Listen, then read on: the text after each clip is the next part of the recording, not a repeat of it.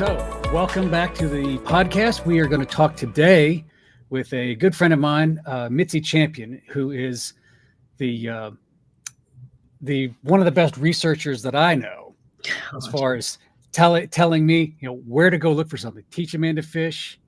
She's one that does that. So, I respect her opinion highly, and she can pay me later.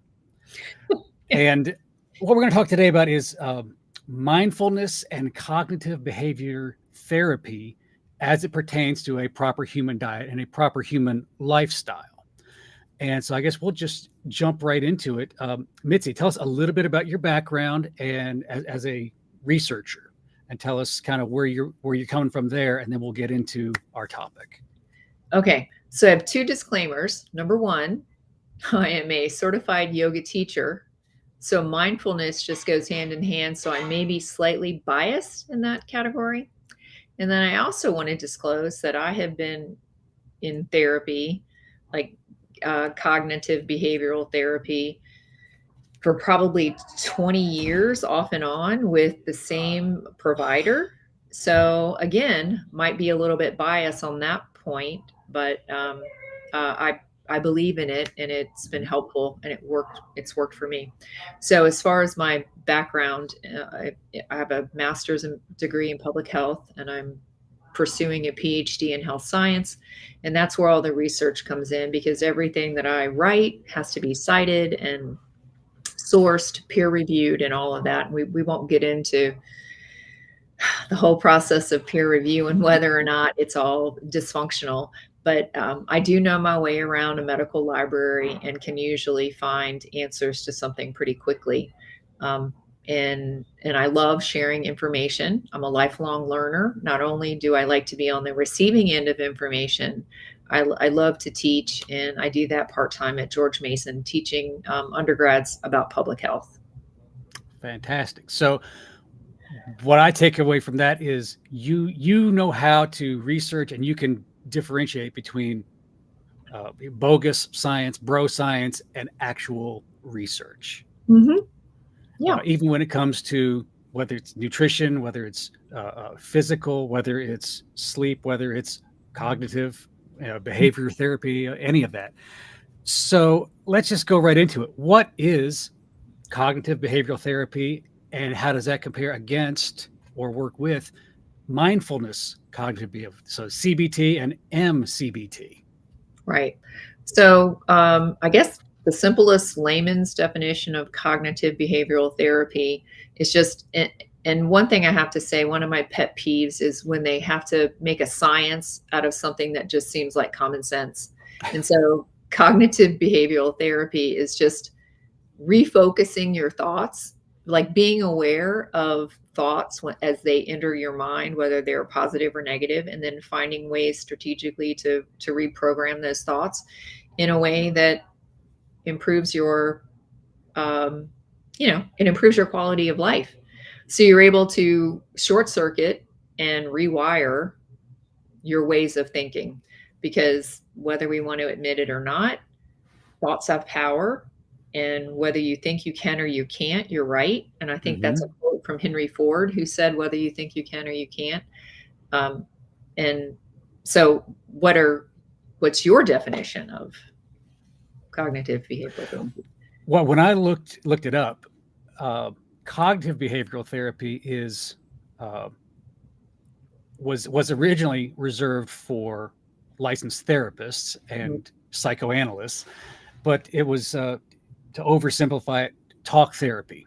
Let's talk through it, and it was problem centered. It was very specific to, you have this condition, diagnosis, or just issue that you're dealing with, and we're going to talk through this, identify, and then help with some strategies. But then mindfulness, that aspect of it is not only the broader scope of, here's the issue and let's get some strategies, but how do you deal with it right now? What's happening in my life right now versus what happened 30 years ago, 50 years ago, what's going to happen down the road, which we don't even know, so why worry about it? But what's happening right now? What is that thought that's entering my head right now? Oh my gosh, I just felt anxious. Why is that?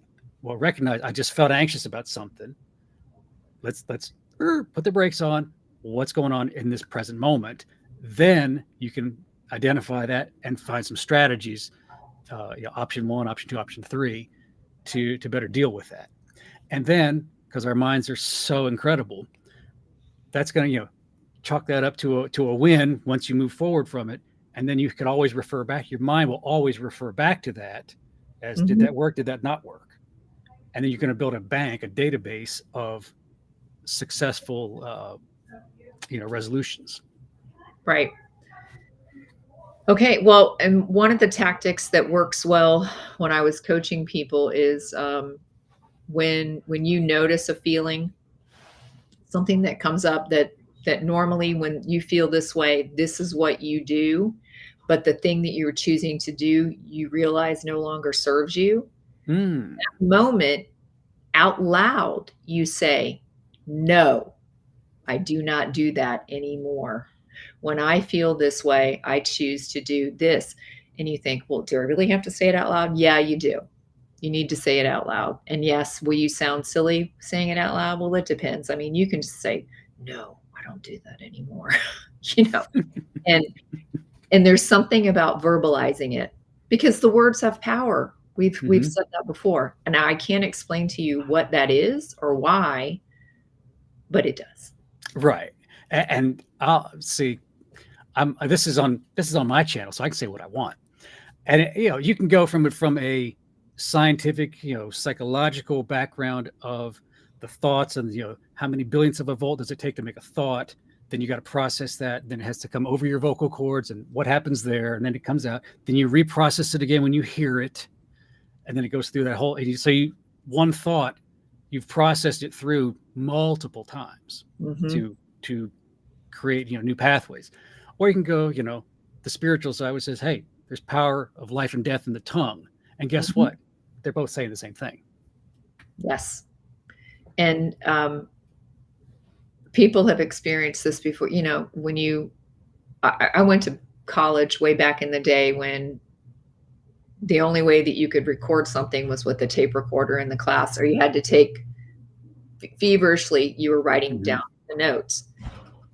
Listening to it, like recording it and then listening to it later, is not the same as taking the notes, then listening to the recording, and then fleshing out your notes.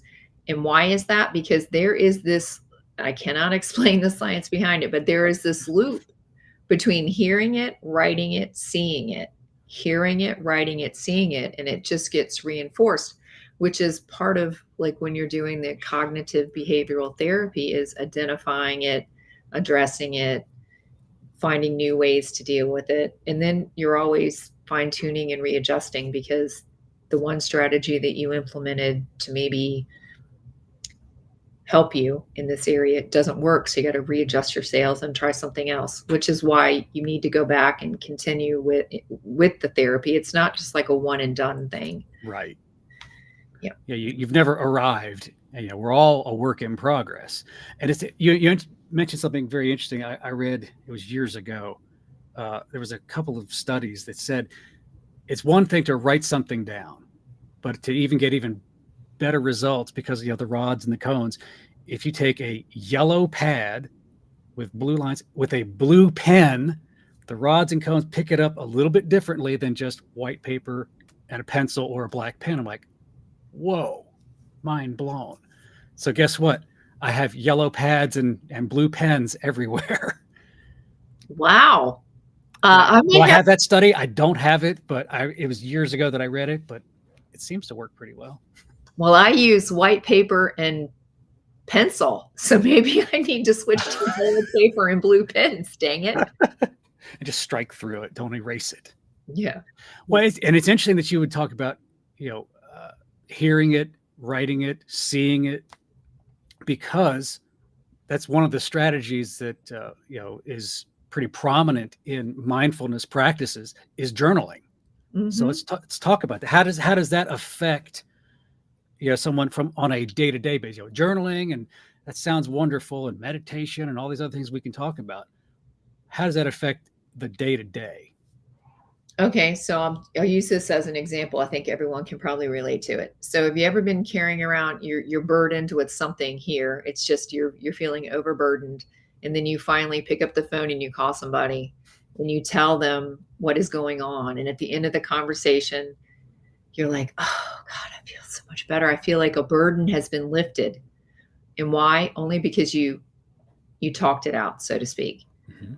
Journaling is your way to quote unquote talk it out without having to involve anybody else other than you. Because maybe Right. some of the things that you're journaling are deep, deep, deep personal feelings that maybe you don't want to air, Right. but you write them down. And at the end, you have unburdened yourself from that. Then what you can do is you can put that aside, walk away, come back later, read what you have written, and see how it sets with you. Because a lot of times after you've written it and you come back and you reread it, you'll say, "Oh, I was being overly dramatic there," or, "Oh, Mhm. it really wasn't like that," or, "It wasn't as bad as I thought." And, but if you just keep carrying it around, it just keeps building the anxiety, which is worrying about things that haven't happened yet or things Right. that yeah. So that's the importance of journaling. And then also, you can see your progress as you've been going along. You can go back a few days and read. And here's something else that people don't understand, or that they I wish somebody had told me about this. It's important to journal every day, write down important things that happen, because as much as you think you're going to remember, you're not going to remember. And what happens is part of our protective mechanism of memories and all of that is if you're going through a particularly hard time, eventually those memories will, like my children would say to me, "Do you remember when I did this?" And I would say, "No, I can't. I don't remember it." But I was also under so much stress at that time. I didn't lay down memories like I should have anyway. So journaling allows you to make sure that you're authentic and still being truthful in your story. Whereas 10 years from now, when you're trying to remember something, don't you embellish, you leave out details, Um, or somebody else will say, "I don't remember it that way, Neil. mhm. We were both there at the same time. We both experienced the same thing. I didn't remember it that way." Totally different. Yeah, but if you've journaled, you could go back and look. Well, and like you said, you can see your progress. You can, yeah, get the facts correct, or well, your perception of the situation correct, Mhm. um, which can change upon Yes. reflection. But the other thing is you can track your own trends. Little Mhm. things like, yeah, I meant to do this today and I'm going to push it off, but I'm going to do it tomorrow. But then the next 3, 4 days, you keep saying, yeah, I had to put this off again. You're going to start to realize, and that self-evaluation is going to be, maybe I need to rethink of my priorities and how I'm, this whole present moment thing. Maybe I need to pay a little bit more attention to what's happening like right now. What am I putting off? Am I procrastinating? Am I delaying something? If so, why? Mhm. Always dig deeper, Right. because we the mind can be strange. It can play tricks, and you can rationalize almost anything. Yeah. And with this journaling, what we're talking about, it's mostly like emotional type Hmm. things. But the same thing applies to a food journal. Yeah. Because when you're writing down what you're eating, y- and this would be cool. Take your food journal, match it up with your emotional journal, and find out, gee, there seems to be a trend that when I get stressed out by this, that's when I go to that restaurant that I shouldn't go to and eat that thing I shouldn't eat. Or Hmm. that's when I go to the pantry and eat when I'm not hungry. And so you're able to correlate, how you're coping. Not everyone uses food as a coping mechanism, but for the people that do, it can be very valuable. Right. But that could also be with just tracking, sleep, or any other kind of metric you want to track. What was your mood today? How did you feel? Were you anxious? Were you relaxed? Were you rested? All of those things, and they can all correlate. Um, and that's one thing people may have the wrong idea of journaling. It's not, dear diary. It's not that. It could be, and this is something that Coach Bronson Dant had mentioned to me. He said, if you're going to be writing down your foods and your moods and all of that, do it, keep it simple if you need to. You don't have to write a novella. You could just say, here's the date, here's the time, felt anxious, ate a donut. It could be that simple, and you can track what you do. Slept well, didn't sleep well, had argument with my spouse, simple things like that. But then that could also look at food, that could look at your mood, that could look at your activity. Have you been sedentary, been on the couch for 3 weeks straight? All of these things, they're all going to play together. So that's journaling. What are some other tools that could be kind of under that umbrella of mindfulness? What are some, people mention meditation. Let's go there, because they think mindfulness and meditation and woo-woo. What is it not, and what is it? So I like the definition of meditation as just focused thought.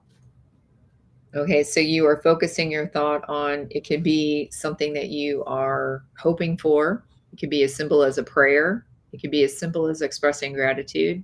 It could just be sitting in your own discomfort and letting your mind, like clearing your mind of all thoughts. And then every time that you realize that there's a thought coming in, that you clear it. And you may spend 2 minutes of just saying, don't think about that. Don't think about that.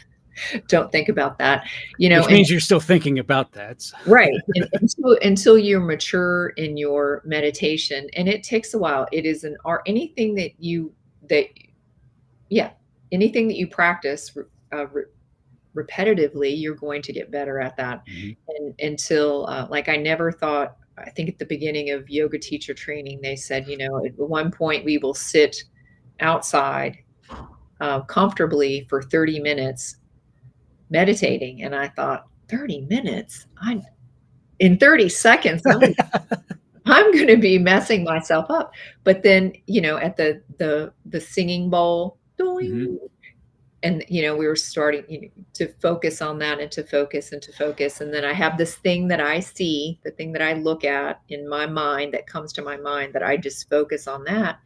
And then the next thing I know, that she rang the bell again, the bowl, and 30 minutes had passed. Like, where do you go? Well, that's meditating. That is, and it took a year. It took a year to get to that point. So meditation is simply focused thought. It is living exactly in the moment, because the moment that's past is gone. The one that's coming is not guaranteed. The only one that you're existing in is right now. And Viktor Frankl said, he wrote Man's Search for Meaning. He's a concentration camp survivor. He wrote, between stimulus and response, there is a space. And in that space is where you create your life. And in that space is where you're meditating. Because that is the only, I don't know, I can't find the word for it. That's the only thing that you're in control of. You get the stimulus, somebody said something to you, you are now formulating a response. In this space, you can decide whether you're going to if you're going to be angry about it, if you're going to, like, how are you going to respond to it? You can say, okay, or you can start an argument. But in that space, you're deciding how you are going to react to that. And that's where you create your life. And that I've taught our girls that, and pretty much anyone I coach or talk to, I tell them there's a huge difference between, I tell them, don't react, respond. And that's, people have heard, take a breath before you answer something. Take a breath. That gives you a chance to not just knee-jerk react. And what am I doing? I'm getting ready to fight. No, I'm going to respond. I'm going to think for half a second of what's happening right now. Why am I anxious? Or that sit well, whatever it is, and then respond accordingly. Or if you need to not respond, sometimes not responding is still a response. It's just so important that, like you said, that little space is where all the magic happens. And it's so vital that we can not get lost in all the periphery, but we can stay focused right here, right now with what's in front of me.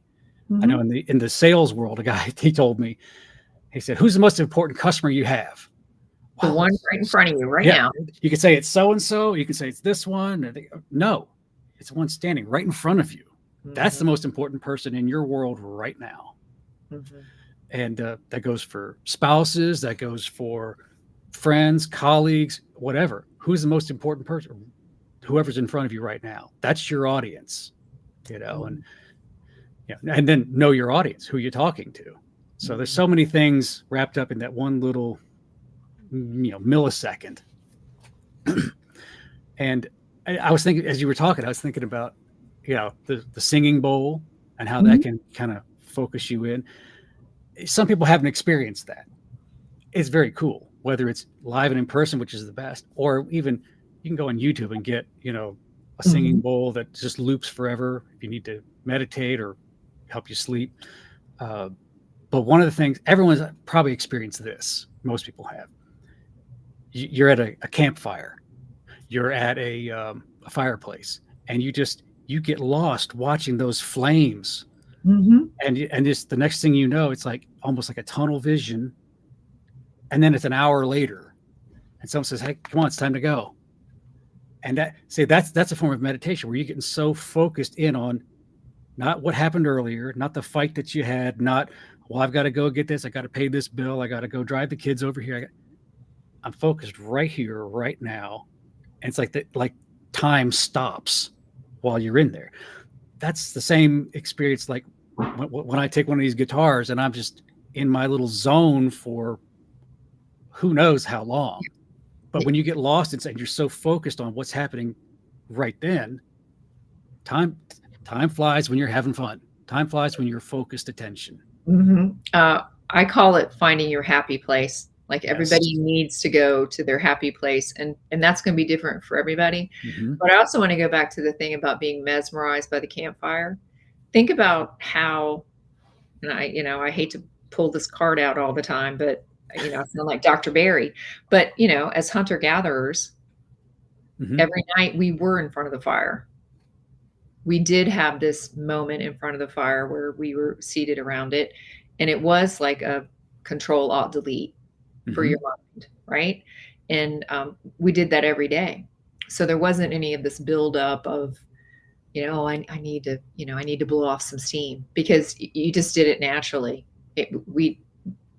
Our bodies and nature is so amazing in that every problem that nature throws at us, at the same time, she's throwing us the solution. But sometimes we're not cognizant of that. We think we know a better way. Our hubris, how we think we can outsmart nature, and how, no one's going to say, you need to sit in front of a campfire at least 3 times a week. I want you to sunbathe, and I want you to, what is it called? Forest bathing. You need to forest bathe, at least 4 times a month, and go to the beach every quarter. Okay. Or here, you need to take this pill. Which one can he bill for? Right. Which one can the doctor bill for? Right. Or which can someone, make a product or a service that can make it all the more convenient. Yeah. So let's bring this around now to a holistic approach to a proper human lifestyle. We've touched on it. So I've got let's say I've got prediabetes, and I'm on medications, and I'm on this and I'm on that, and I'm not sleeping well. How can I apply these mindfulness and cognitive, behavior modifications? How can I apply this to correct some of those specifics? Well, first of all, and I tell this when I'm coaching as a nutritional therapist, I learned this in motivational interviewing. People first need to be aware of their habits and what's happening, and just have an awareness of the life that they're living. What's your morning routine? Do you go to bed at night? Do you have a bedtime routine? Um, the question you have is like, how can we incorporate all of this? First of all, you need to have an awareness of where maybe you need to make improvements, or you could do things better. So just being mindful of it, when we're talking about mindfulness, um, that's the first step, and Well, it realizing starts that, with a baseline first, I guess. You yeah, can't analyze it until you get a baseline of just tracking it, right. Yeah. monitoring. Because I guarantee you there are people that come into the community, and when you ask them, "What's your sleep hygiene look like?" They're like, "Who, what?" Like they've never heard, like no one has ever asked them about their sleep, because people don't realize the importance of that. Or have you had your hormones tested, or, all of that. So there is, just as you said, the importance of establishing a baseline, looking at what your life looks like and in the areas in which you can make these improvements. But once you start realizing what you put in your mouth, it kind of really just starts from there. So when you wake up in the morning, what is your morning routine? Are you drinking a glass of water? Are you drinking coffee? Are you getting out in the sunshine? Can you do that? Can you go sit in the sunshine? Can you take whatever beverage and go sit outside and do all that? Um, because all of this is interconnected, whether you can see the direct connection or not. Right. It is being able to ground yourself. It's like you got to keep your feet on the ground. That's a euphemism, but really it's a truth. You need to keep your feet on the ground, not in rubber shoes, but either in leather-soled shoes or directly on the ground, because we are connected. Everything is connected. There's the interconnectedness of life, and then you hear somebody talk about that, and then that's when you see people start going, "Oh boy, here we go." But it's true. The truth of it is, matter can either be created or destroyed. It just goes from one form to another. So there's stardust in all of us. We came from the earth, and we will go back to the earth. Uh, and I know I'm speaking around a big subject now, but I think once you realize the importance of something as basic as nourishing your body with nutrition, then you just naturally start thinking, let me be clear about what I'm putting in my brain. Let me be clear about what I'm consuming in my music that I listen to, in the media that I consume, in the movies that I watch, in the books that I read, in that you want it to enrich you, and not, if you watch a horror movie and you're seeing somebody meet their end of life in a horror movie, which we know is fake, it's a movie. But your brain, your eyes, your brain, your adrenals, your heart doesn't know that. You've just watched someone lose their life. And that is having an adverse effect on you, whether you want to admit it or not. Your subconscious doesn't know a truth from a lie. You have to be very aware of what you're putting in there. And I know that sounds very cliche. So garbage in, garbage out, goodness in, goodness out. And it starts with, if you're mindful about what you're putting in your mouth, you're going to be mindful what you put on your body, what you put in what you're going to consume by looking and listening.